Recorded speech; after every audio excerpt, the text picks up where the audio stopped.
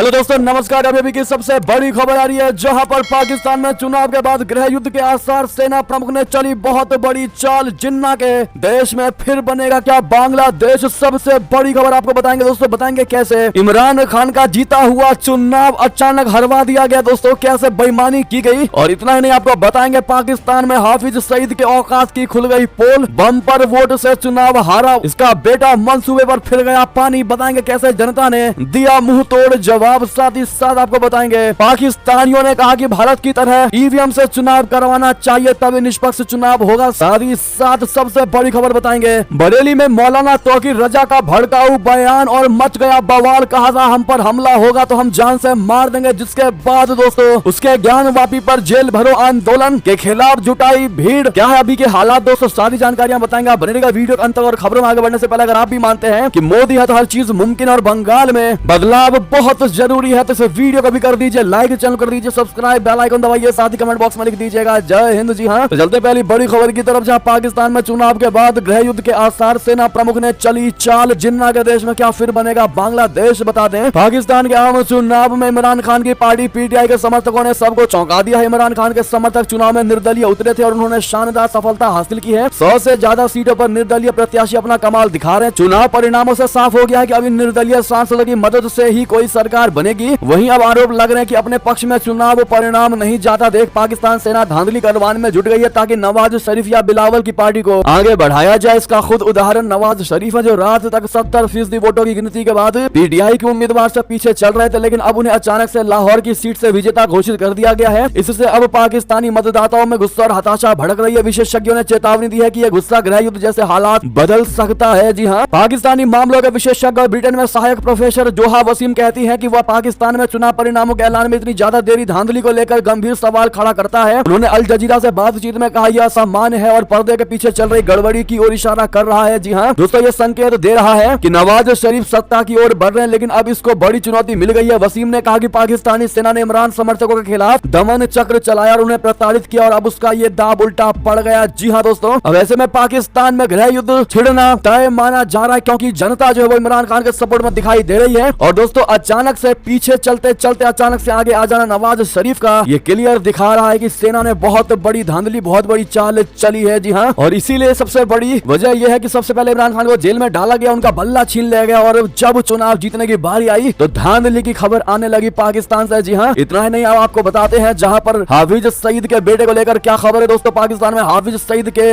औकात की खुल गई पोल। बम्पर वोट से चुनाव में हारा उसका बेटा, मंसूबे पर फिर गया पानी। जी हाँ, पाकिस्तानी आवाम को भी पसंद नहीं है यह आतंकवादी। चुनाव में हाफिज सईद के बेटे को दिखा दी उसकी असली औकात। जी हाँ, पाकिस्तान में हाफिज सईद का बेटा तलहा सईद लाहौर NA 122 सीट से चुनाव हार गया है। उसे इमरान खान की पार्टी पीटीआई समर्थक निर्दलीय उम्मीदवार लतीफ खोसा ने 1 लाख से भी ज्यादा मतों से मात दे दी। तलहा सईद को सिर्फ 2024 वोट मिले, जबकि जीत हासिल करने वाले लतीफ खोसा को 1,17,109 वोट मिले। नवाज शरीफ की पार्टी PMLN के उम्मीदवार साद रफीक 77,907 वोटों के साथ दूसरे स्थान पर रहे हैं। इसे हाफिज सईद के आतंकी मंसूबा पर पानी फिर गया। हाफिज सईद की कोशिश अपने आतंकवादी बेटे को पाकिस्तान की राजनीति में सेट करने की थी। इसके लिए हाफिज के इशारे पर लश्कर तैयबा ने एक नई राजनीतिक पार्टी भी बनाई थी। जी हाँ दोस्तों, इस पर आपकी जो भी राय हो कमेंट में लिखकर अवश्य बताइएगा। नेक्स्ट खबर की बात करें, जहां भारत की ही तरह ईवीएम से चुनाव कराओ, तभी पाकिस्तान में हो पाएंगे निष्पक्ष चुनाव। जी हाँ, पाकिस्तानी पत्रकार ने ECP से की है ये मांग। बता दें, पीटीआई के उम्मीदवारों का दावा है कि जानबूझकर नतीजों में देरी की जा रही है। चुनाव नतीजों में देरी के बीच इमरान की पार्टी पीटीआई के समर्थक अलग अलग शहरों में प्रदर्शन कर रहे हैं। वो चुनाव आयोग के क्षेत्रीय दफ्तरों के बाहर धरना देने की प्लानिंग कर रहे हैं। इसी बीच पाकिस्तान के चुनाव में हो रही धांधली पर पाकिस्तान के चर्चित पत्रकार सुशांत सरीन भी नाराज नजर आए। सुशांत सरीन ने पाकिस्तान चुनाव आयोग से अगले चुनावों में निष्पक्ष मतदान के लिए भारत की तरह ईवीएम इस्तेमाल करने की अपील की है। सुशांत सरीन ने एक्स पर पोस्ट पर लिखा कि यदि आप कभी ये समझना चाहते हैं कि ईवीएम ने भारतीय चुनावों को दुनिया में सबसे पारदर्शी, विश्वसनीय और भरोसेमंद क्यों बना दिया है, तो बस पाकिस्तान में गड़बड़ी और अमेरिकी चुनावों में गड़बड़ी को देखने की जरूरत है। वहाँ के लोग भूल गए हैं कि 1970 और 80 के दशक में क्या होता था, जब बूथों पर कब्जा कर लिया जाता था और मतपेटियां भर दी जाती थी, हिंसा बड़े पैमाने पर होती थी। अब उनका कहना है दोस्तों कि भारत की ही तरह ईवीएम से चुनाव होने चाहिए, तभी धांधली रुकेगी। जी हाँ, नेक्स्ट खबर आपको बताते हैं, भारत के दुश्मन बने मालदीव के राष्ट्रपति से दोस्ती बढ़ा रहा है अमेरिका। जमकर की तारीफ किया बड़ा वादा। बता दें, बड़ी खबर, अमेरिका ने कहा है कि मालदीव इंडो पैसिफिक क्षेत्र को स्वतंत्र, सुरक्षित और समृद्ध रखने के लिए एक प्रमुख भागीदार है। अमेरिका ने कहा है कि वो मालदीव के साथ सहयोग को और मजबूत करने के लिए प्रतिबद्ध है और इसके लिए सभी संभव कदम उठाएगा। भारत और मालदीव के रिश्तों में चल रहे विवाद के बीच अमेरिका की ओर से यह बयान आया आया है। हाल ही में मालदीव का दौरा करने वाले अमेरिका के सहायक विदेश मंत्री डोनाल्ड लू की ओर से यह बात कही गई है। लू ने 29 से 31 जनवरी तक देश के नए प्रशासन और नागरिक समाज के साथ चर्चा के लिए मालदीव का दौरा किया था। जी हाँ, दक्षिण और मध्य एशिया के लिए अमेरिका के सहायक विदेश मंत्री डोनाल्ड लू से उनकी 29 से 31 जनवरी की मालदीव यात्रा के बारे में पूछा गया तो उन्होंने कहा कि अमेरिका मालदीव के साथ सहयोग को मजबूत करने के लिए प्रतिबद्ध है, जो एक स्वतंत्र और समृद्ध भारत प्रशांत क्षेत्र को सुनिश्चित करने में एक प्रमुख भागीदार है। ऐसे में आखिर दोस्तों भारत के साथ